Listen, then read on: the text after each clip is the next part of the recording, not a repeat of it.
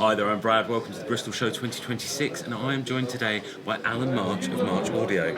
How's it going, buddy? Good, thank you. Lovely stuff. Now, before we get into the show and how you're finding it and everything, why don't you tell the people at home a little bit about who you are and what it is you guys do? Sure. So I'm Alan March. I am the founder and designer, marketer, and everything in March Audio, basically. So you might be able to tell from my accent that I am actually a native Bristolian. However, we moved to Australia, near Perth, about 15 years ago. And about 6 years ago, I decided I'm going to do the thing I've always wanted to do. Yeah. And start a hi-fi company. Yeah. My background's engineering, Rolls-Royce Aero engines, actually just up the road in Filton from here. And I've done all sorts of work on things like Concorde, Eurofighter, Joint Strike Fighter, and all sorts of things like that. So obviously the next progressive step is hi-fi. Well, you might think that's a very strange step to make, but what I used to do is work in what they call test measurement. Right. So when you run a jet engine, you've got to understand how it's performing. So you measure temperatures, pressures, vibration. Yeah. And vibration and stress and strain, and those two are extraordinarily similar to audio signals. Yes. So you use all the same electronics. Yeah. Very similar electronics, probably higher quality than what you see in most hi-fi equipment. Yeah, yeah. And you have to get these very tiny audio-like signals off of the engine out of you can imagine a jet engine test cells, a very harsh environment. Yeah. Condition them, so use them and analyse them. So that used to be my job, setting up all that.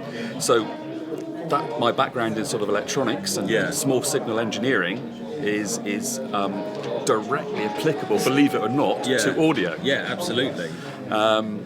So we started the company up, and we started with amplifiers, but we've got a very successful range of speakers. Yeah, I popped up to the room and had a listen before we sat down here, and you've got the whole ecosystem, pretty much. You do the whole shebang, and that's got to be quite nice to be able to demo all of your products together. Yes, yeah. Now, going through the range, because the speakers are very interesting aesthetically, nice rounded edges on them, which I know won't just be an aesthetic choice, that will obviously be an engineered choice, because you've measured and worked out everything there. What's going on with the woofers? Right, we get asked this question probably 100 times a day. Because it's the one thing that everybody asks. They think that the woofers are broken. Yeah. Or there's something wrong with them. So I don't, if the viewers haven't seen them, we use Purify drivers. They're a Danish company. Yep. They've got some fantastic experience. Genius electronic engineer Bruno Putzis and Lars Risbo. Very much more. They put a lot of input into the design of the drivers. So what they discovered when they wanted to start making a range of speaker drivers, they already had Bruno's fantastic Class D amplifier designs. But they wanted to go back to basics and really understand some of the fundamental problems with traditional drivers. And one of the things they found was the surround, which is what they call normally a sort of half-roll surround. It's a semicircle, the rubber that goes around the edge of the cone. That causes two distortion mechanisms. So when the cone moves in and out, it stretches and deforms that rubber seal, and it changes its surface area. Right. So that actually changes the surface area of the radiating cone. That causes distortion. Okay. Secondly, the resistive force that gives to the cone movement and the motor isn't linear throughout its stroke. Right. So that also causes distortion. So they came up with this blindingly obvious, and I have no idea why no one else has ever thought of it. If you look closely at the cones, half of the surround pokes inwards. Yes. And half of the surround pokes outwards. I did wonder if someone had just had a very bass-heavy track on and... I mean, it looks like a Chinese dumpling. Like a gyoza? Yeah. But that means that the resistive force remains the same throughout the stroke of the cone, and the surface area remains the same. Two distortion mechanism instantly gone. Yeah. So it's a very well thought out idea. It's not just Some people find it aesthetically a bit perturbing. we I found. can understand, but you sort of, I think you get over it once you initially see it and you realise it's intentional. I think it's quick to get over that. Obviously, you're a very technologically and engineer-minded person. Yes. But this must come from a love of music rather than just... Oh, absolutely. I think I'm a little bit controversial in audio because I am very much an engineer. And as far as I'm concerned, everything in audio reproduction comes through science and engineering. It's not a contradiction. The technical aspect isn't a contradiction of the subjective. They work hand in hand. Yeah. If some people claim that an amplifier, for example, that technically measures well may not sound good. It's never the case, I've found. Never, not once have I found the case. An amplifier that performs well, technically, sounds fine. Yeah. May not be to someone's taste, because they all still sound slightly different to each other. I think that's the difference, isn't it? It's not. Some people just say, "Oh, that's bad." It's like, actually, it's not bad. It's not to your taste. But some people think there is people who look at measurements just don't understand the subjective. It's simply not the case. The engineering for all our speakers has come out through research work, scientific research work done by a guy called Floyd Toole. Right. He done a lot of work in the UK, work at the National Research Council in Canada at their anechoic facility, and latterly at Harman. Right. And they provided him with a lot of cash to do a lot of technical research. Yeah. And the research they did is based on subjective response. Right. So you don't see the speaker. Yeah. You listen to a bunch of speakers. The person, it's all computer controlled. Yeah. Speaker comes out on a platform behind screen. Right. And the subject listens to it. Yeah. So it's all very scientifically controlled. Yeah. And they rate it. Next speaker will come out and they'll compare it and rate it. And they developed, it became very clear very quickly that there was a direct correlation to the anechoic measurements in an anechoic chamber and what people were subjectively liking. It's not subtle, it's a very clear correlation. So there was, I was going to say there was a correlation between the data and the user experience. Yes. So that would suggest that the pleasure factor of listening to music, there is a scientific reasoning behind it. The problem is it always gets conflated by people doing cited comparisons. I've got this amplifier here, it might cost £10,000. Yeah. And it's of great reputation. It's got to sound good, isn't it? Yeah. It looks lovely. And I've got a cheap £100 amplifier. Yeah. Oh, it can't sound as good, can it? So you bias yourself. Well, we say that, that when shopping for hi-fi, you first shop with your eyes, not your ears. You do. And I think there is an element of truth to that. Yeah. And, but, you love music, and that's but you love engineering as well, and this has just been a marriage of the two for you. I think it's just a case of I'm absolutely subjective. It's not a case that we just measure and don't listen. Yeah. But we just take care to take the biases out of the equation. Right. And when it comes down to testing, do you have, because I know some people have test tracks that they wouldn't listen to on a normal day because it's not the style of music they like, but it makes the components sound good. Do you find that you have that, or do you... We do. I mean, we do. I mean, it's like the things we're playing at the show. Obviously, some of it is music I like, and by Sunday afternoon, I'm just playing the music I like. Yeah, of course. Yeah. But we play stuff that we know sounds good. Yeah. Because every recording sounds different. Yeah. So, we're not going to play Meatloaf Bat Out of Hell because it's one of the worst recorded albums that's ever been made. Pretty bold statement, but yeah. It's a nasty sounding album, for example. upset my wife. I upset my wife with that because she's a Meatloaf fan. Oh, okay. But yeah, we've got tracks that we know sound good. Yeah. Of course, we play them at the shows. And So what can we expect if you're playing stuff that you like yourself? What can we expect to hear from your room today? I've got extremely eclectic tastes. Yeah. Because I'll listen to anything from Led Zepp to sort of Baroque, classic, to jazz. I cover the entire spectrum. Yeah. And I find as I've got older, I've even started liking bluegrass, which used to be an anathema to me. Well, there you go. That's obviously the way to do it. Love Rhiannon and Giddens. We'll have to check that one out. Yeah. Come get the Shazam out and have a listen. With the range of products, obviously we've spoken about the speakers. Yeah. What can we expect to see from you guys in terms of electrics? Is it just amplification or? Right. So. We started out just on looking at power amplifiers. We're just releasing our new preamplifier. That's coming. It's going to be on the website imminently. Is that here? It is here. It's upstairs at the moment. So that's got moving magnet, phono cartridge. It's going to be our bass, a bass, not very high performing, but a basic analog preamplifier. Yeah.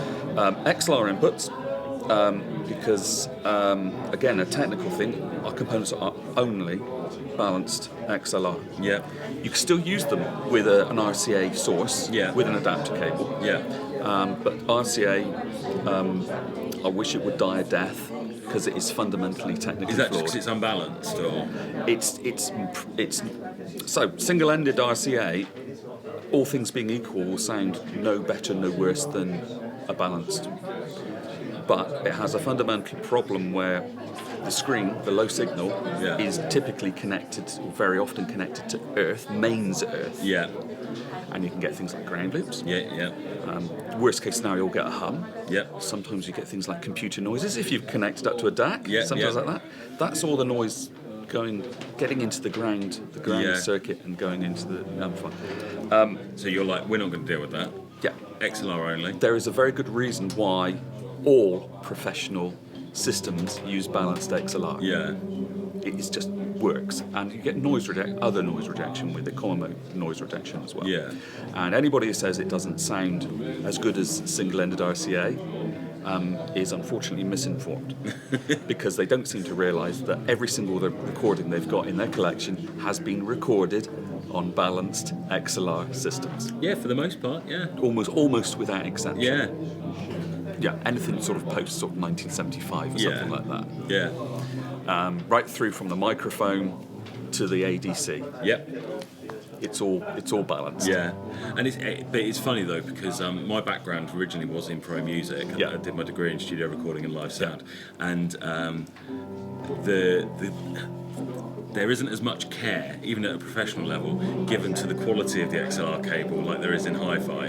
Yes, that's a fair point. I can say it's a utilitarian thing. So, Yeah. So they don't. I mean, professional audio. They're not audiophiles. Yeah. No, I mean there are companies out like Chord Yeah. Company, for example, that will make a very high-end XLR connection because. But we only our own cable range is only. Oh, you do cables as well? Yeah. We Got the full ecosystem covered. Yeah, so they're nothing fancy. You won't find any nylon braid around them, Yeah. funny colours, or you won't find mains cables as thick as your arm. Yeah. It's all engineering-based reasoning, and I mean the cable we use for signal cable is Megami. Yeah. Just it's an ordinary professional cable. Yeah. Very good quality. It's just fit for purpose. It does the job. Yeah. And if you haven't figured out already, I'm sort of quite against snake oil in hi-fi. Yeah, I think that's fair though. If you understand the technology behind it, there's certain things that you will not agree with. So, and obviously, first time exhibiting at the show. Yes. You said to me that you used to visit 30 years ago as a punter. As a punter, 30 years ago, because I'm being a native Bristolian and my interest in hi-fi, I'd come every year that I could. Yeah. We started the company about 6 years ago in Australia. Yeah. After we moved there, we exhibit in Australia. There's Melbourne and Sydney shows in Australia. Yeah. and this was just the right time to come and start promoting in the UK, because people just aren't aware of us in the UK. No, but it's nice. This works as a great platform to springboard that and to bring it to a lot of people. We spoke off screen beforehand. You were saying you've had a lot of footfall. Yes, it's been massive. Yeah, it's been very busy. So the Australian shows are a little bit smaller than this. So yeah, we haven't seen. Yeah, we've been rammed all day.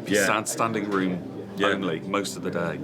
That's got to be nice, though. It's very good. Yeah. And you're getting good feedback from the customers on the products. We have actually. Yeah, we've had quite a number of people saying I like this room the best out of the show. Yeah. I know it sounds really braggy, but it's just a case of you got to shout it from the rooftops. Yeah, I think what the feedback we get is this a system I can listen to all day? It's not harsh. It's got all still got all the detail. Yeah. Crystal clarity, because the purified drivers are just wonderful. But it's a warmth of sound that doesn't fatigue you. Yeah. And what are we talking about in terms of price points for you guys? Are you more of a luxury brand in terms of price, or? Well, I get a lot of people telling us we're selling at a too low a price. Oh, okay. So. No, we're not in the low end.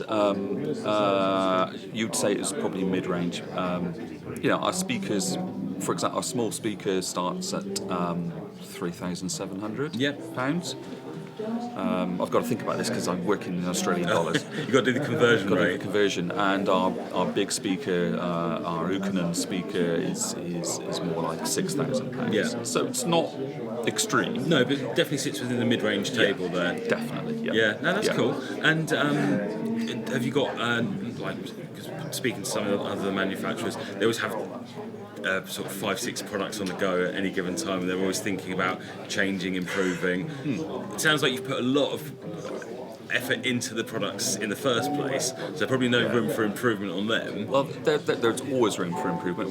We have a continuous improvement philosophy. Yeah. But for example, we've just got hold of the new purified tweeters. I mean, they're not really properly available yet, so we've got some engineering samples, and we put that into our middle floor standing speaker, the Kuro. Right. And we've been getting great feedback from that at the show. Yeah. It's slightly different to the SB Acoustics tweeter we use in the other two models. It's got slightly wider directivity. Right. And that gives a slightly wider soundstage. There's no real wrong answer with soundstage, no. But that is the effect of having a wider dispersion tweeter. It can sound a little bit more sparkly in the top end, that tweeter as well. Yeah. So you think, well, should I replace the other tweeters in the other models? But there's a very good case for saying if it ain't broke, don't fix it. Yeah, absolutely. People are loving those speakers as they are. Yeah. So we're... Maybe a variation model. You could. Yeah, maybe. And do you have a roadmap of products that you bring out in the next couple of years?